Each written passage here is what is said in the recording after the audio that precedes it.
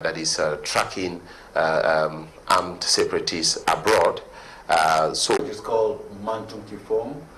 I'm Banso, that's the name of the tribe. Banso is in Bui Division, northwest region of Cameroon. Our subdivision headquarters is Jakiri. We speak Lamso, and yeah, so that's where we are from. So you are someone who is from the northwest region of Cameroon.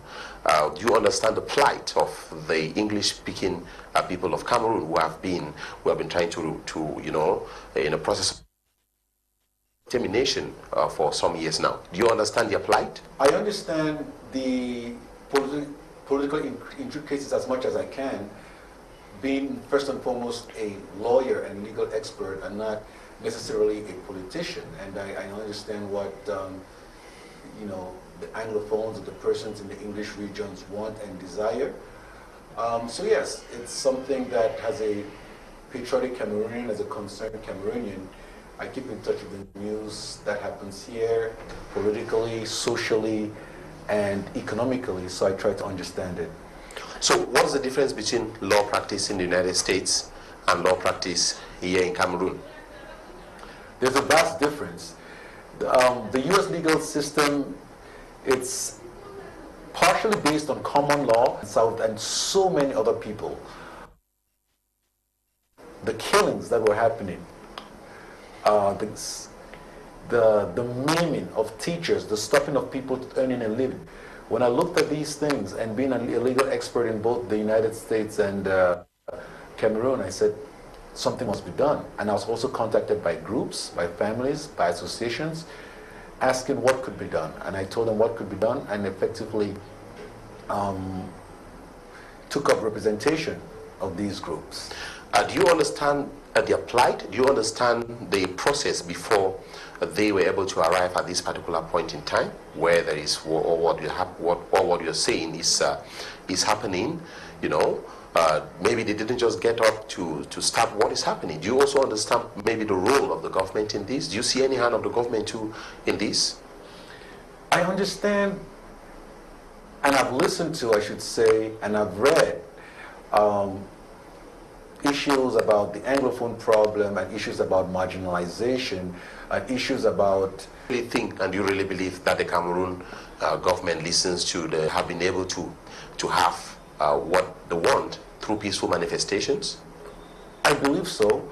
And again, I'm not a politician at this moment, but from what I've seen and read, a lot of efforts has been done into listening to what my fellow Anglophones who are marginalized believe should be done. There was the major national dialogue which I attended, and from what I understand, most of the and what I've read, a lot of the things that the teachers and the lawyers wanted and desired, for the lawyers, such as who wanted translations of the code in English and French, Ohada Code, who wanted more English-speaking magistrates and judges, who wanted an English-speaking school for magistrates, or for the teachers, more postings of mostly English-speaking teachers. From what I understand, these are issues that were resolved. Again, I must say, it's not on the police by the United States Justice. So what I want to understand from you now is why were they arrested, and how far have you gone with the case? If you recall, as early as 2018, we started filing multiple complaints, and we let the law enforcement agencies, numerous law enforcement agencies, not just the Federal Bureau of Investigations or the FBI, but we also let even the immigration authorities, ICE, Immigration Customs Enforcement. We also let the Department of Justice. We also let even the local police know that there are many actors in the United States who we believe, and we cited the codes that they were violating. For example, United States Section Code 2339, which is the material support of terrorism. We explained why we believe they're in violation of this code, the financing of violent crimes and terrorism. And we let them know that these actors are acting and engaged in conduct, in total violation of these laws, including a law of that you cannot engage in a conspiracy or an agreement to harm, kill, or destroy property in a foreign country. We've let them know that these are the formal charges against you. So in this particular case which you mentioned, he was released, but he was released on certain conditions, and there's a difference in that. Released with an ankle monitoring bracelets is what happens in most cases, which means you can't go beyond, they know where you are in order to make sure that you return. But on this particular case, I can tell you that the prosecutor on the case has filed a motion to revoke his release and to have him held in prison pending trial. And if the case may take several months to a year before it gets to trial. For the other two, they are being held and they are not yet released. Possibly, obviously, the lawyers are going to file motions to get them released, but as of now, the USA prosecutor on the case is pushing to have them held without bail, and we support that position, and we will keep providing any evidence we have to the prosecutors and the special agents on the case to show that these are criminals, these are terrorists that don't merit to be released pending trial. They are very dangerous, and they will continue to kill people if they are released on bail pending trial. Are you sure the charges which have been raised do not create some confusion? Because while going through the documents, I saw that among some of the charges we have conspiracy to provide material support or resources, providing material support or resources, receiving money from a ransom demand, and conspiracy to launder monetary instruments. Are you not sure? Don't you think these charges can create some confusion and the case will be thrown out because of the bogus charges? I don't think the charges are bogus. I think the charges, again, like I mentioned, the charges are almost literally exactly like we started telling them these guys are, the codes that these guys are in violation against. And I can tell you, the FBI is very thorough and is very meticulous, including the USA prosecutors at the federal level. They don't and will not file charges or seek an indictment unless there's an over 90% possibility that they would get convictions.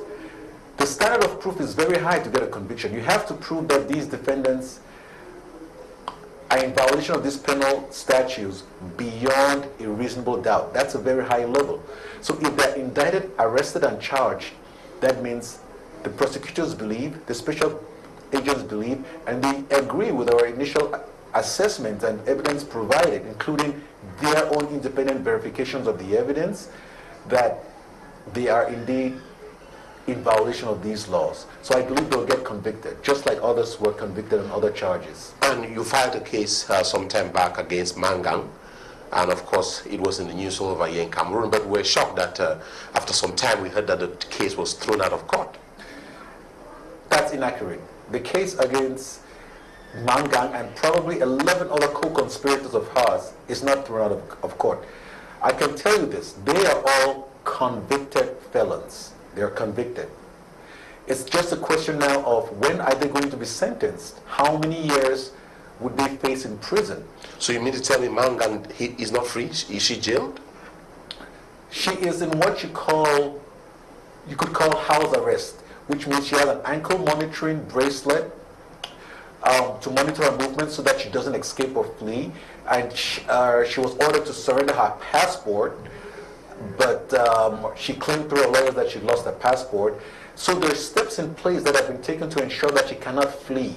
Again, she is awaiting sentencing and she will be sent to prison. Not just her. The others involved, 12 of them were convicted on trying to illegally procure or buy and export weapons to Cameroon to hand to the non-state group fighters. So what is the difference between an investigation by security operatives and securing a conviction in a criminal matter in the United States? An investigation is exactly what it is. It's an investigation. You're seeking to establish, did this person actually commit the crime that this lawyer alleges? Did this lawyer, or in this case, of my firm, provide us accurate evidence. Is it verifiable? Is the chain of custody of the evidence okay? Can the evidence be authenticated? Is it real? Are there witnesses to support it? That's part of the investigation. Getting now a conviction involves presenting this evidence in the U.S. system involves presenting this evidence to a jury. Jury is our people selected in the community to hear the evidence and decide whether or not they believe, beyond a reasonable doubt, that these crimes were committed. Is arrest and interrogation equal to guilt and conviction? No. So in the United States system, talking about those that have been arrested, let me see the names again. I think it's, let me take a look at the names of those that have been arrested. It's Claude Ngenevuchi, Francis Chenyi, La Nestor Langni. Are they guilty until proven innocent, or are they innocent until proven guilty in the United States legal system? They are innocent until proven guilty. But due to the severity of the charges and the fact that they face possibly 30 years to life imprisonment on these charges, that's why the prosecutor wants all of them detained pending trial. So they want them locked up, they want them in prison. Two of them have orders of detention pending trial. And the one that was released was inadvertently released by another magistrate, and the prosecutors have appealed and have requested the judge to reinstate his arrest and detention pending trial. I understand that the three people arrested, Claude Ngenevu, Francis Chenyi, and La Nestor, they are from Ngokotunja, if I'm not mistaken. Are they all from Ngokotunja in the Northwest? They were operating in Ngokotunja, sorry if I mispronounced it. I don't know the exact village, but because they were part of what they call county by county leadership, I think it's safe to assume that that's their locality or that's their subdivision. So that's where why the special focus on Ngokotunja when the war is going on? I mean, in the Northwest and Southwest, because you're focusing only on one division. But when the war is going on in all the areas of the Northwest and Southwest. These are the initial cases that have had indictments and arrests filed for involvement in crimes in Cameroon and material support and providing resources to what has been now termed, even in U.S. court filings, terrorists. We have criminal complaints which were filed, criminal reports which were filed against hundreds of the separatist leaders, major activists, and sponsors.